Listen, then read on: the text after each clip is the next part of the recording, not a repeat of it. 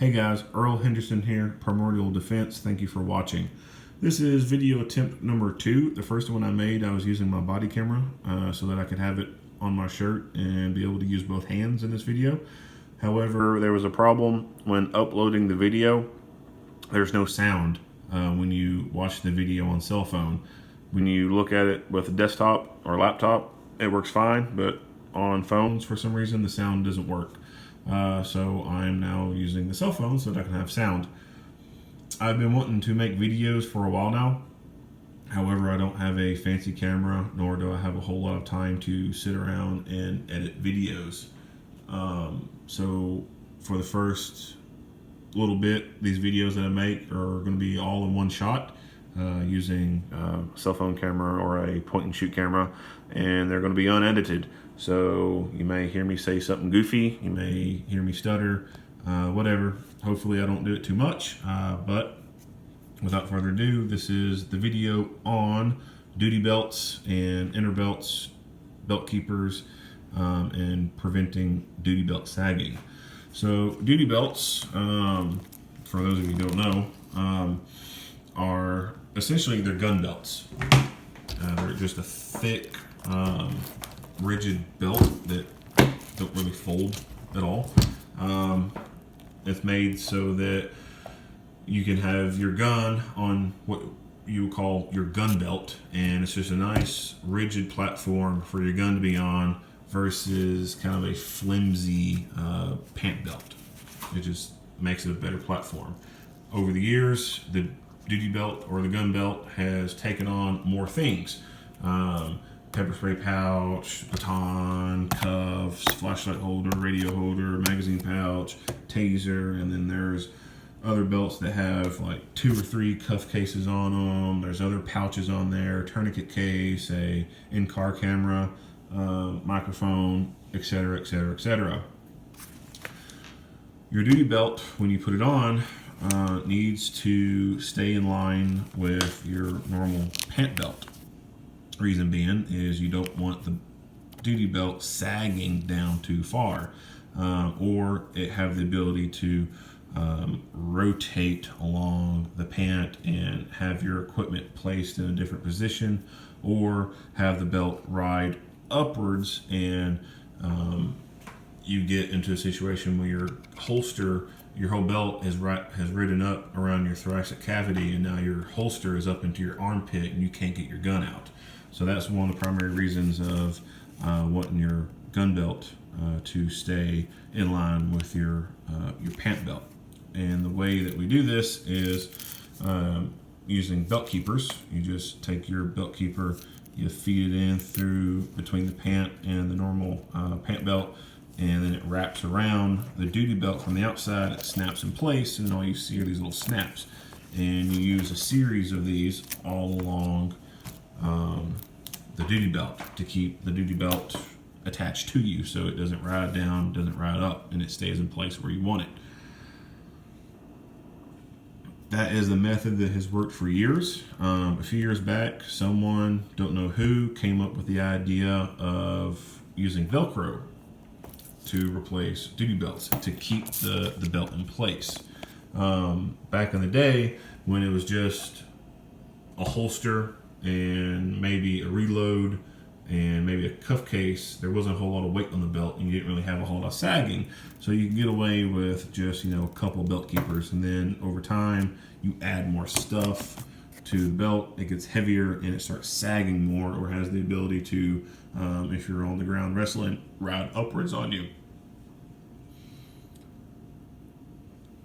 They came up with the inner belt design, and not only did the inner belt design incorporate Velcro to keep the belt attached to you a little bit nicer, but it also made it more slimline, because traditionally your inner belts don't have a buckle. It just latches to the front with Velcro.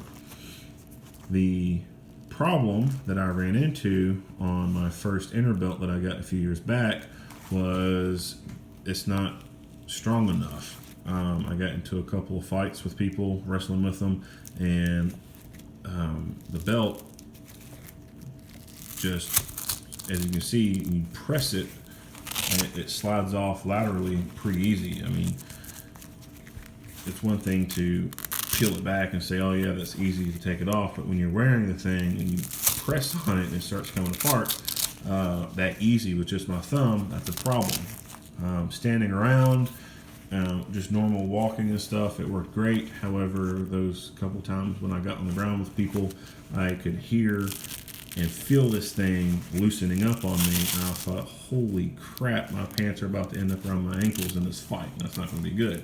Fortunately, it didn't happen, and I ended up winning the fight. But after that happened, I said, hell with this, and threw it in my my box. I'm kind of a hoarder, so I have a box full of all kinds of different stuff: belts, holsters, pouches, you name it. I think almost everyone in this profession has a bunch of gear laying around that's not used anymore. Probably a sock drawer full of holsters for a lot of people.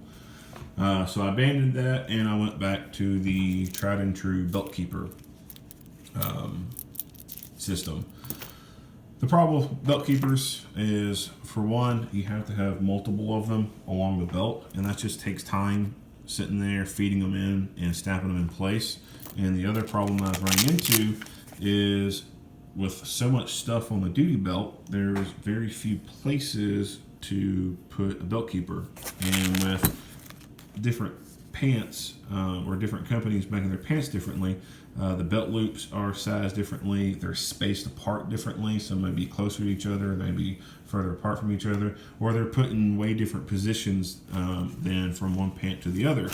And the problem I was running into is, when I put my duty belt on, one of my belt loops would be right here on one of the spaces where I need to put a belt keeper through. So I was having to struggle with putting the belt keeper in through the pants like so, and then getting it to wrap around and snap in place with a tiny little amount of space provided.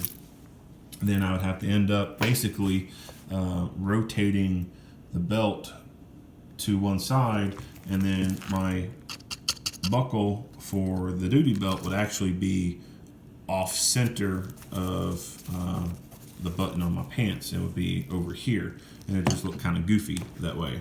So I wanted to revisit the inner belt system using Velcro.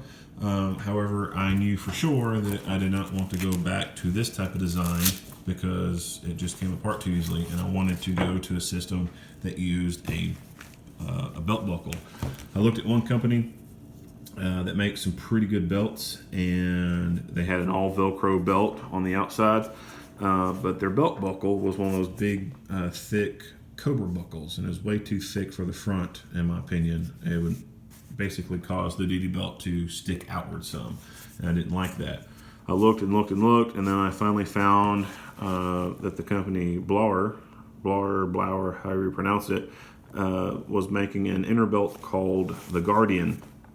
This belt is a pretty good belt. It's Velcro, soft Velcro, hook and loop, or whatever you want to call it, all along the outside.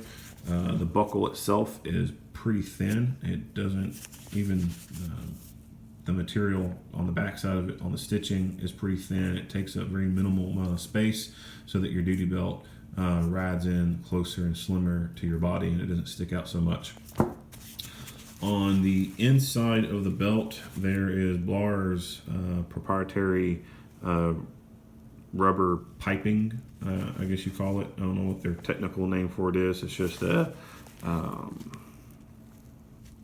rubber material on the inside. On their pants that they make, on the inside of their pants, which these aren't Blower, these are Galls, on the inside of their pants, they put this stuff on there, and when you tuck your shirt in and put your belt on and tighten it up, it keeps your shirt from coming on out of your pants.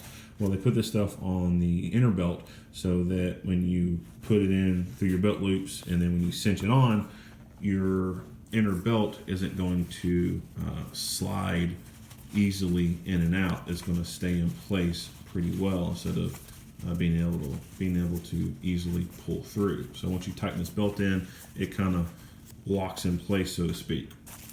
The belt is also elastic. It's kind of hard to show using one hand and tugging on it, but it is elastic, so it does have some stretch to it. and that can add some extra tightening around your waistband. The tail end of the belt itself, once you loop it through the buckle, the inside is hard Velcro so that it'll lay flat against itself and not have a bunch of tail drooping, hanging down below your duty belt. So that's a pretty nice feature itself too. So I got this belt and put it on, and I instantly liked it.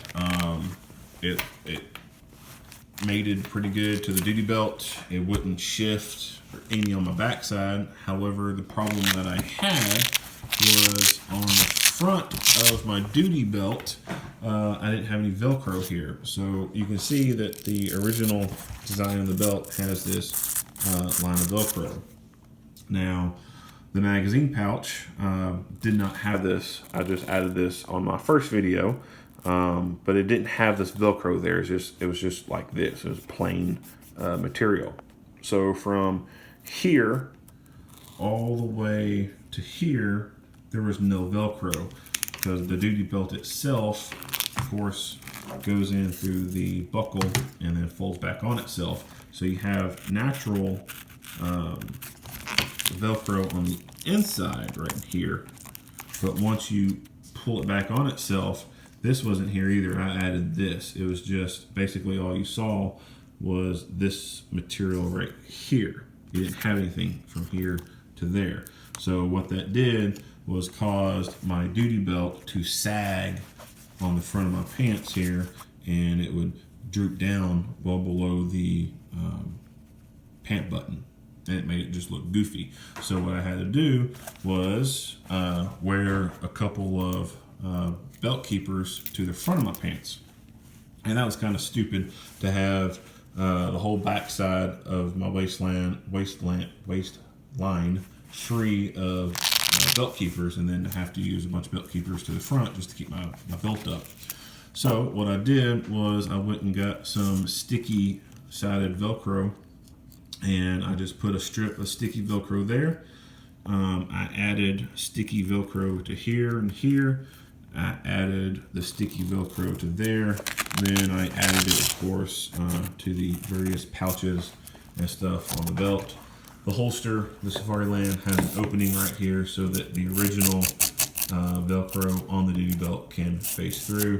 And then, again, because the belt doubles back on itself, it has all of the original Velcro on there. So I added a whole new strip of Velcro right there to be able to keep it all cinched up onto my body.